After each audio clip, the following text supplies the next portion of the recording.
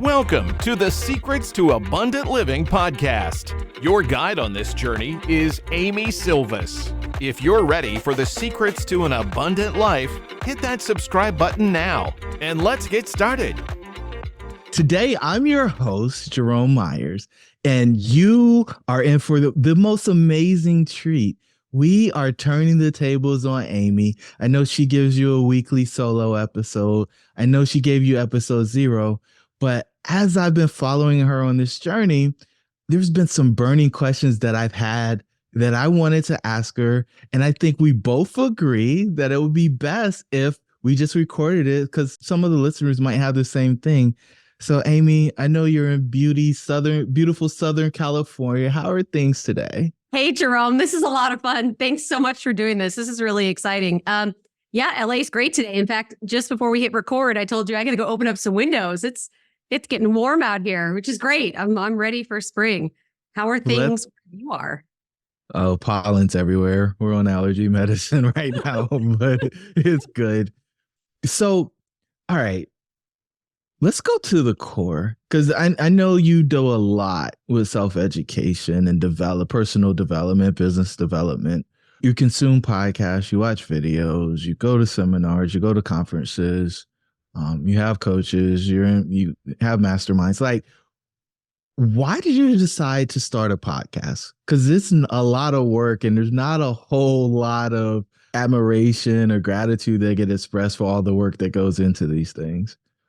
Fair enough. I think that's a great question. My immediate reaction, Jerome, is the fact that I have seen firsthand, and you have as well, I think this will resonate with you and many people that are listening, with the fact that I think intentionally or unintentionally, we've been sold a little bit of a bill of goods in the US with our culture about what money can give us. Go to school, get a good job, chase the title, the more money and all of this. And, that doesn't necessarily bring happiness, abundance, fulfillment, all of these things. And I was really lucky. I got a hack, Jerome. I didn't ask for it, but I got it. Where when I was really young, living with cystic fibrosis, I learned very quickly what I feel like most Americans maybe realize in their 40s, 50s, and 60s, which is money is helpful. There is no question about it, but it is not what's going to bring the happiness, the fulfillment, all of those things that I mentioned. So I invest in real estate, as everyone knows. I talk to dozens of high net worth individuals day in and day out, week in and week out, month in and month out. And they tell me why they want to invest in real estate alongside me. And these are wealthy people. Mm-hmm. And for many of them, it's not, Amy, I want more money. It's, hey, I'm missing out on my kids' activities as they grow up. And yes, I'm earning a lot of money, but I have to trade a ton of time for it. Or, hey, I want to contribute to my community. I want to be more present with my family. I want to enjoy my hobbies. And working 80 hours a week to make several $100,000 a year isn't getting me there. So that's a very long answer, Jerome, to a profound question.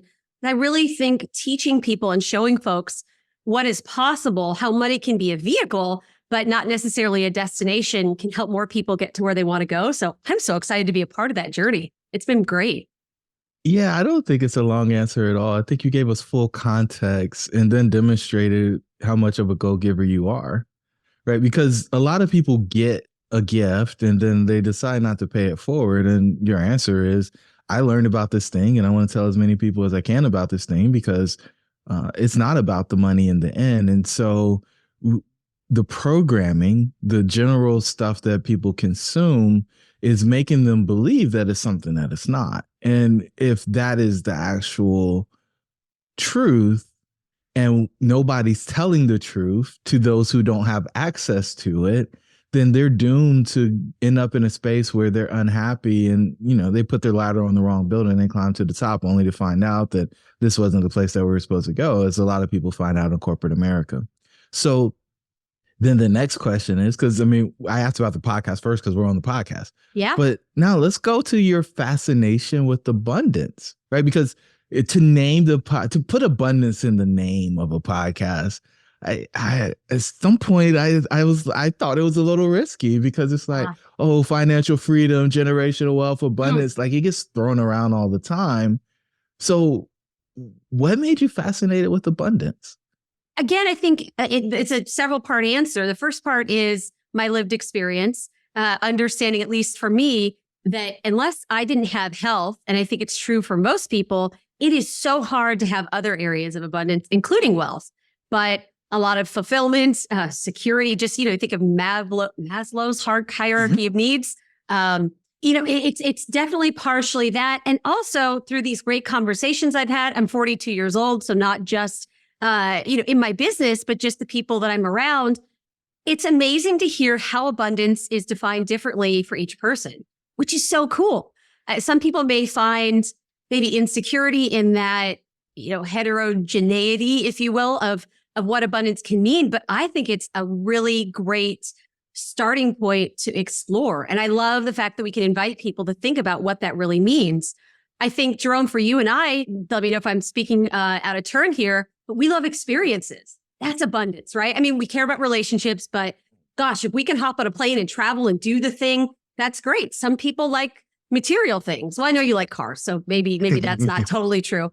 But the point of this is it really means something different to everybody. And so inviting people to take the time to do something that they may have never done. Maybe their family didn't invite them to do this. Maybe they didn't learn it in school. Maybe their community doesn't talk about it. But to dream, to think, hey, what really gets me going? What do I want to do with this incredible life that I've been given? I think it's an important topic and a powerful word to explore. I love that because there's variety. And so I don't know, we're early into the podcast episodes. You maybe had 10 guests or so at this point. Have you been shocked yet with the way that people have defined abundance?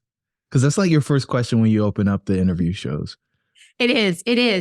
Sometimes I am. Usually people give more than one answer. So I have found that some of it is a little bit predictable, and others, I am kind of taken aback, not in a negative way, but just in the variety of perspectives, because so much of just our innate personality, but also our lived experience, to repeat that again, and what we see around us can inform those answers. So it's really fun to dig into that and explore not only what it means to people, but how they're going into creating that in their life, and maybe the obstacles that they've had along the way, maybe where they pivoted.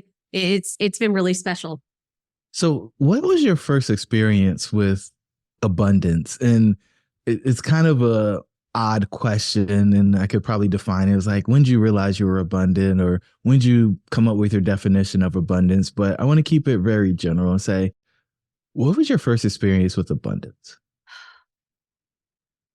Two experiences come to mind, Jerome. They happened very close together. The first one was when I went overseas for the first time. My amazing parents put a terminally ill 13-year-old on a plane with her teacher and 15 other 13-year-olds to Spain for 14 days. And my life completely changed. I get goosebumps even thinking about it. It was so moving and exciting on so many levels. I didn't realize, growing up in LA, there's diversity, right? That's another topic, but I just took it for granted. I'm like, oh yeah, cool. This is just the way the world is. But that immersing myself in a different culture, albeit Western European, but still a different language that wasn't native to me, a different way of thinking, scenery, architecture, just completely different than anything I had ever experienced. I just remember, even at 13, taking several moments and just thinking, oh my gosh, this is possible. This is something that I could have access to. It was just really, really moving. And I think the start of, a travel journey that I've still, I try to keep up with today. But the fulfillment, the excitement, the possibility, the learning, it really checked all the boxes for what gets me going in that respect. And I would say the other one, maybe not as grand, but going to summer camp out here in LA, being with friends, riding horses, just exploring. You may see a bit of a similar theme, but I think really having some novelty, some connection with friends, and just being in the outdoors and experiencing new things, both around the same age, just really started to open my eyes as to what was possible and made me feel incredibly abundant. Yeah, I think it is the same thread, right? If we pull on it, it's the fact that there's more. Yeah. And that more is available to you if you're willing to step into it. And it might be a little scary, but that's part of it. Why do you think our culture is so fixated on scarcity? I see so many people restricting and constricting, especially right now when the economy's kind of funny and being in an election year. Huh. What comes to mind, Jerome, is fear. I don't know if you agree, but it seems like so many of us, and you talk about this, so I know you agree, that we have programming, right? We have programming that's inside of us. And a lot of folks don't even realize that that programming is A, there, B, they don't examine it, and C, they're not necessarily going about looking to change it or maybe modifying it. I once heard this story of imagining the board game Monopoly, and you grew up with your family and you played Monopoly. And then all of a sudden you join this world and everyone else is playing Chutes and Ladders, and you're applying the same rules and techniques and all of that brought you success of Monopoly.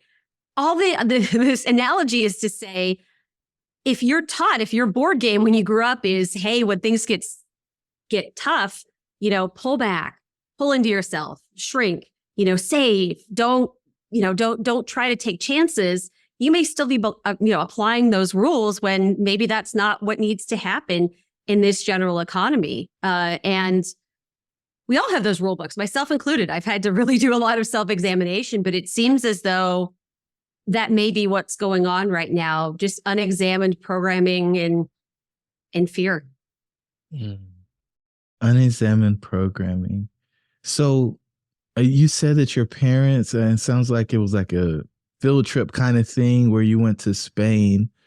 Was there something along the way as an adult that switched you into a new space? And I'll give you an example. So when I was walking out of corporate America, I remember knowing one person that was a millionaire, right? And then gradually my network changed where if I wasn't talking to an accredited investor, it was odd, right? So was there a point as an adult where you realized that abundance was actually abundant? Because again, we're moving away from the scarcity thing. Yes. And the people who sit in scarcity think scarcity is everywhere. Nobody has anything and everybody's poor. Right. And then I think there's a whole nother part of the world that believes that everybody's doing well and everybody's abundant. Yeah. Yeah. I love this question, Jerome, because it really ties into your previous one and some topics that I mentioned previously. I have many reasons why I'm grateful to my parents. One of them is the fact that they wanted me to really explore and be exposed to new ideas and opportunities that they didn't have. My father is 69 years old and he's a manual laborer. My parents didn't go to college. And I'm proud of them. They don't like when I bring that up because they're old school and they think that that's, a bad thing. But I'm really proud of the life that they've made. But they also were really intentional about trying to expose me to opportunities. So even going to college, to answer your question, I was exposed to people that were interested in corporate America. I come from a family of entrepreneurs. I had no idea how to navigate that. I didn't even know how to navigate choosing a major, internships, all of those things. This was all brand new, but my parents did this by design. So when I was offered the opportunity to live in Geneva, Switzerland for 3 months, working for the World Trade Organization at age 21, I jumped at the opportunity despite having an illness, being sick, knowing that there were risks. But to go back to your question, Jerome, going on that trip, understanding that, hey, I can work internationally as this person that wasn't supposed to live to be 8 or 9 years old. And I can, have a boss that smokes cigarettes in his office in Geneva and, and talk to diplomats all over the world. It feels like that was a major turning point to abundance and in lifestyle design, that this was open and available to me. I can live abroad and be really excited and learn new things and be exposed to people that are doing really special things in the world. And that's really sat with me just in terms of making sure I'm around people that are doing different things than I am, because I'm not super imaginative. I need to see other people doing stuff to kind of incorporate it in myself. And I've really tried hard to keep that by my side as I've gone through adulthood, because that abundance is out there. And it really took being exposed to other people doing different things for me to harness that as an adult. Was there a point where like things changed and you're like, well, of course I can do that, right? I think sometimes people feel limited and it's like, oh, well, my parents didn't go to college. Okay. They might get me to go to college, and then, oh, well, I might get my MBA, or, oh, I might work. But you've been able to do some pretty dramatic things net worth wise over the past few years. And you've been able to do some things in what I'll call your second career that I don't even know if you knew were possible in the first go around. So I don't know if there's a magic moment for you or not, but I definitely wanted to give you opportunity to share that, because I don't think that gets asked very often on your other interviews. Definitely. It was June 30th of 2021. I had turned 40 2 days before, and I was in Clarksville, Tennessee with husband Joel, closing on our first property that we'd ever bought. Commercial, personal. It was 58 units, and it was something I had been working towards for 10 full years. I had this dream. I had this drive. I had lots of obstacles thrown my way, but there we were on property, taking celebration pictures, getting really excited. And I thought, oh my gosh, this is possible. I wonder what else is possible in this space. So it was, almost 3 years ago now. And I've grown quite a bit since then, but it was a huge paradigm shift because I had failed several times leading up to that. And I wasn't sure, what exactly was possible. So I had that accomplishment under my belt and thought, wow, all right, I could really feel the gravity of we're onto something here. Have you ever thought about having multiple streams of income? Instead of relying on just one stream of income where you're trading your time for money, how would you like to free up more of your time and live a more abundant life? As a listener of the show, you're invited to attend one of our upcoming trainings where I'll give you an inside look into how you can add passive income and get all the other perks of recession-resistant real estate investing without the headaches of being a landlord. We'll also be sharing some hidden mistakes to avoid and the criteria I personally look for when evaluating potential investment opportunities. To reserve your seat for free, go to silvuscapital.com/webinar. Again, that special link to reserve your seat for free is silvuscapital.com/webinar. I look forward to seeing you on the training. And now back to the show. I think abundance is on the other side of trials and tribulations. I think there is work that's required in order to get there. There's 3 feet from gold and a bunch of other cliches out there. You kind of went at a high point. And so I want to take you down to the bottom, because I don't know that all the listeners are familiar with your story. And so as I remember it, you had to medically retire. I alluded to the fact that you're in the second career, but we didn't talk about the end of the first career. And so what happened? Because before you got into the real estate, you weren't working for a bit. Right. Yeah. It was January 17th, 2017. And I had a conversation with my cystic fibrosis doctor about how often I had been in and out of the hospital and how my lung function was deteriorating. I think my listeners have heard me talk about this, but just in case folks haven't, I was born with a genetic illness called cystic fibrosis that mainly affects the lungs. And essentially, the lungs have infection after infection, pneumonia after pneumonia that require weeks and weeks of hospitalization every year. And eventually, folks with CF need to get a lung transplant or unfortunately pass away from lung failure.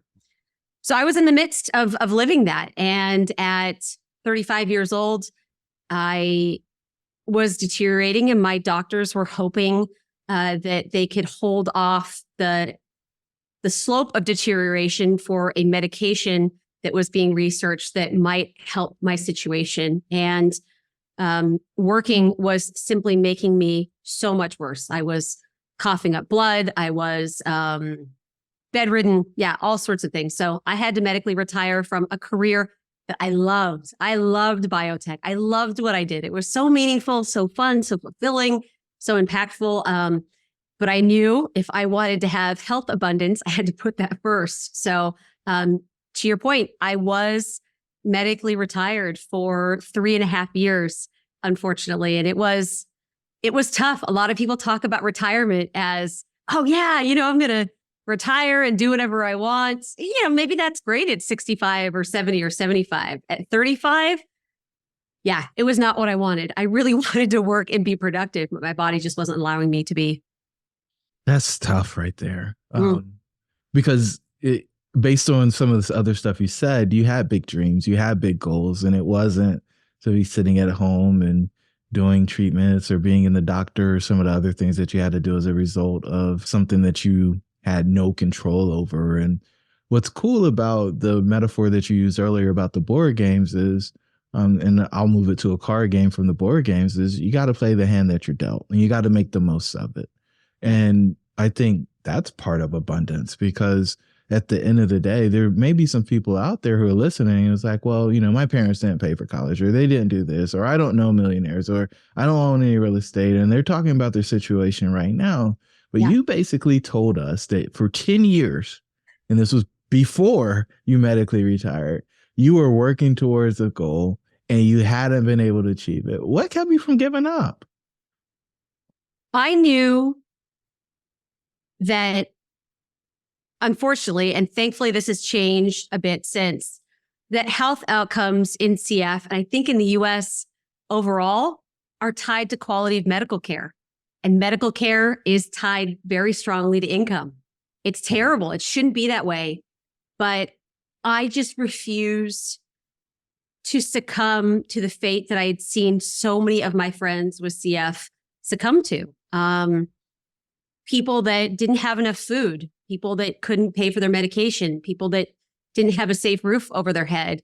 CF is incredibly difficult prior to the miracle drug that I'm on, when circumstances around you are ideal. Layer on food insecurity, housing issues, safety, all of that. And it's a tough disease to grapple with. And right after I got my MBA, when I finally learned about this concept of passive income, knowing that at some point I might not be healthy enough to trade my time for money, I just couldn't let go of that concept of, hey, I didn't live to be this old. I didn't have this dream in my heart for it just to pass me by. I have to, and I will find a way to have great medical care, to find a way to not just survive, but thrive. I had my doubts. Don't get me wrong, but I was going to give it everything I had. I didn't want to leave anything on the table. I didn't want to be on my deathbed thinking, oh, if I would have just tried one more time, or if I would have just tried this one thing. I don't like regrets. They haunt me. There's nothing more difficult than sitting in a shoebox of a hospital room by yourself day in and day out, just thinking about what life could be or what I could have done. I've done that way too many times. And yeah, I wasn't going to do it. I was going to leave everything on the table. One of the things I admire most about you is your tenacity. You're willing to do whatever it takes in order to get the outcome once you make up your mind that the goal is the goal. And I think some folks have been led astray, because I think we've been talking about myth busting this whole time. And so if we continue down the path of abundance, it's usually tied to manifestation, and basically you can woo your way into the thing. But your experience has it's, for me, it seems like it's all been tied to work, and sometimes hard work. You talk about your dad still doing manual labor. Like, that's hard work, right? It beats on your body a little bit, and it's probably hot or cold, or, depending on where he is and what he's doing. Yeah. How have you reconciled kind of the work and rest balance? Because with the medical condition like CF, I think you have to have some of that rest time, because if not, I think you could probably put yourself in a pretty bad health situation. Yeah. I don't think many people at 23, 24, 25 years old had to grapple with, hey, I'm really driven and I'm excited to, help people at my job and succeed at what I'm doing. But if I overdo it, guess what? I'm going to land in the hospital and have to take my vacation time to get my lungs back in shape. So I alluded to this earlier. I got a miracle drug for CF almost 5 years ago that hasn't cured me, but has really made me significantly more healthy. I haven't been in the hospital, knock wood, all these great things. But prior to that drug 5 years ago, it was a moving target.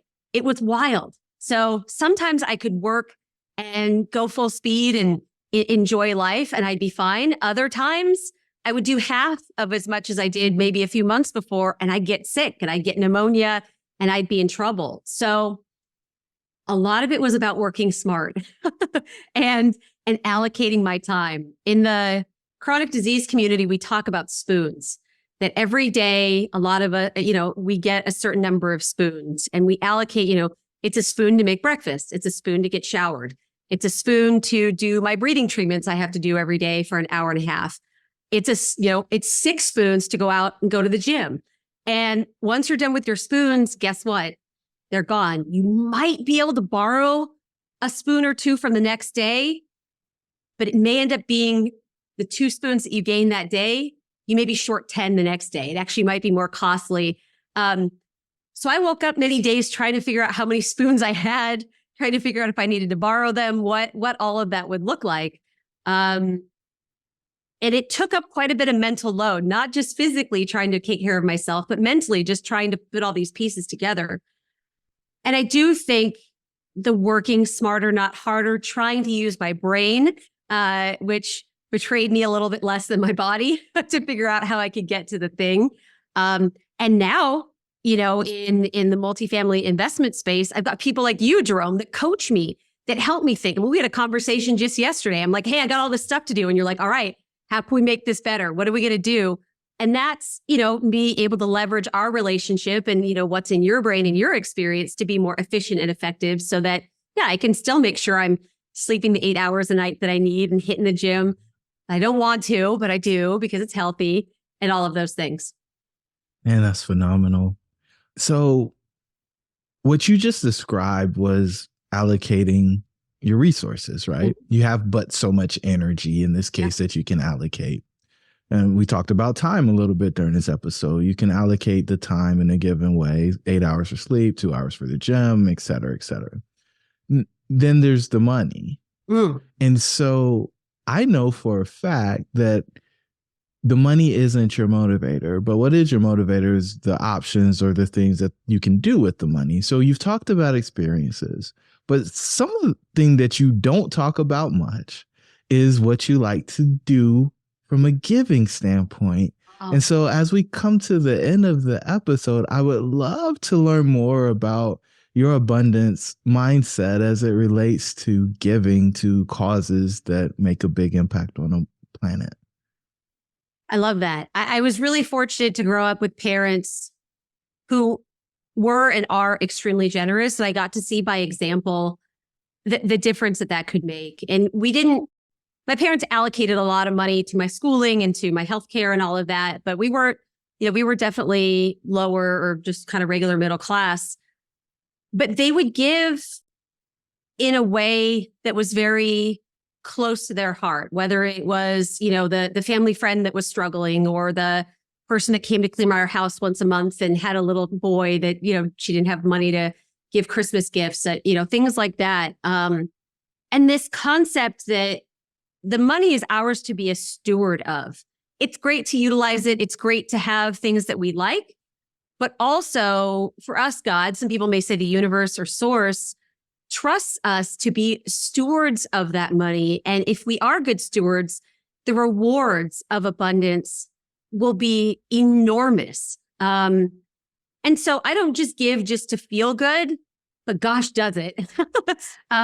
But this legacy, this idea of, for example, I have a dear friend named Emily Kramer-Gollenkoff. She's part of the 10% of people with cystic fibrosis that don't get to benefit from this miracle drug I have. Imagine seeing your peers around you almost returning to life that is normal, living like they don't have CF, and you're still suffering with the toughest parts of this illness, wondering when it's going to be your turn. It makes me so angry and frustrated that not everyone gets to benefit from this. So it is my goal to make sure she knows and the rest of the community that's in that last 10% are not forgotten. We're not moving on with our lives. We're still standing in solidarity, giving time, giving money, giving support, giving recognition, giving emotional support, that we're going to make sure that she gets to come alongside us and live an incredibly healthy life. So that's very near and dear to my heart. So that's one of the charities that I care a lot about and try to give to I do give to financially. And then my husband grew up in East Los Angeles from a very humble family, incredible parents, very dedicated to he and his sisters and their success. But they had to work their tails off. Both parents worked. And often when Joel and his sisters got out of school, they were still working for several hours after. So Joel went to after school programs that really enriched him, helped keep him in a good space to, not get involved in activity that he shouldn't when he had, abundant free time and lots of energy, but supported him academically, supported him with extracurriculars. So I'm so grateful for that. He is so grateful for that. So we continue to financially support the Heart of LA. It's an after school program for kids that are underserved, underprivileged, under-resourced. We don't have children ourselves, but we definitely feel responsible and excited to make sure that Los Angeles's children have opportunities not based on the financial circumstances that they were arbitrarily born into, but the circumstances that we can help create through the excess and the abundance that can flow through us to programs like that. I love it. The overflow and your ability. Let the cup run up over, Amy. Let the cup run up over. I think good people should have a lot of money so they can do good things. And I think you're a shining example of that. Thanks, Drew. You too. Well, you're so far too kind of you. As I think about all the questions that I want to ask, and maybe later on in the year we can come back and do another episode, because I don't want to get too long. I know you like to keep these short. That's all right.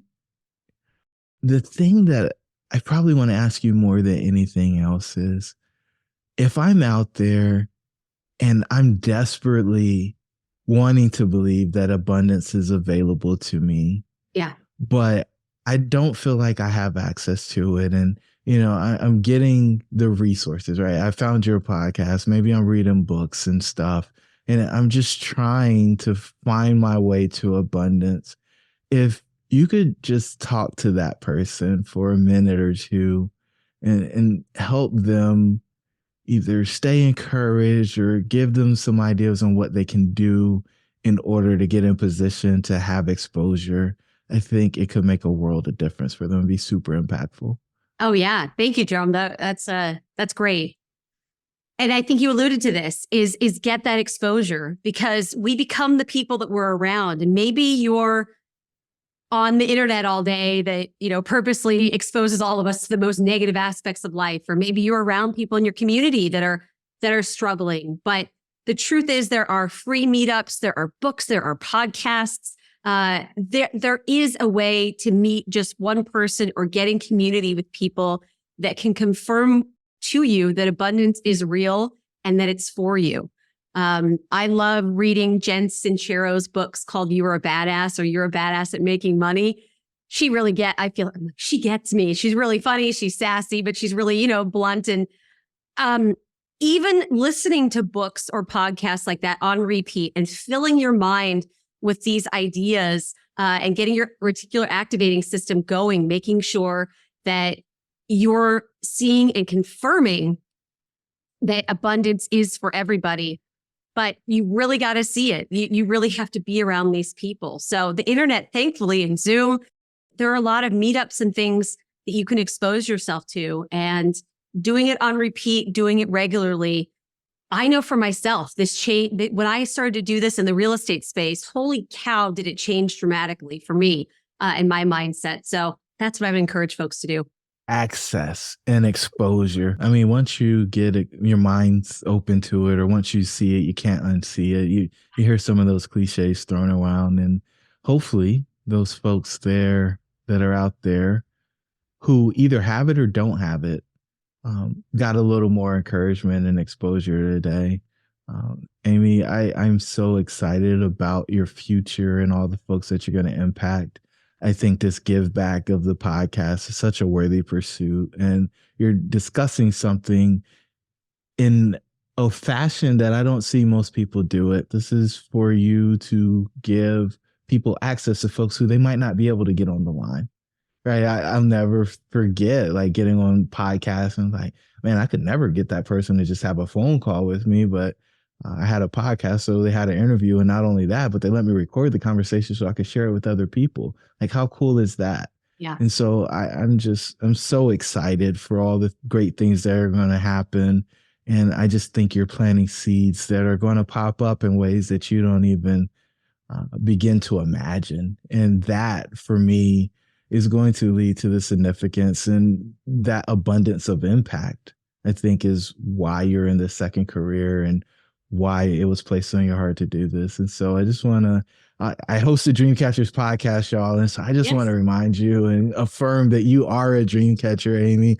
So with that, I'll close it the same way I close my show, Amy.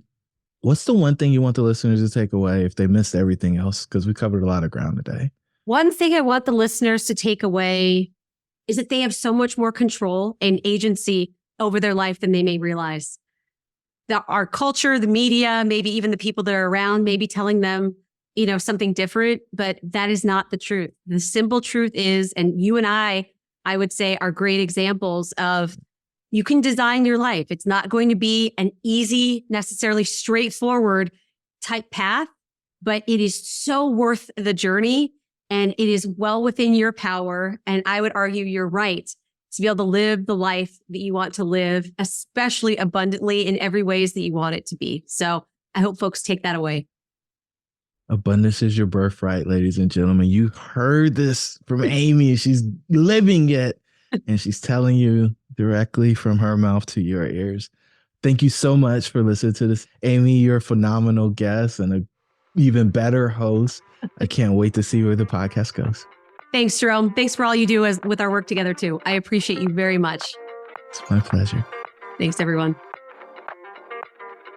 Thank you for joining us on another episode of the Secrets to Abundant Living podcast. We hope you found inspiration and valuable insights that will empower you on your journey towards abundance. If you enjoyed today's episode, don't forget to subscribe, rate, and leave a review. Your feedback means the world to us, and it helps others discover the secrets to an abundant life too. Stay connected with us on LinkedIn, Amy Silvis. Keep striving for your goals, nurturing your relationships, and embracing the adventure that is life. Until next time, we wish you an abundantly fulfilling day.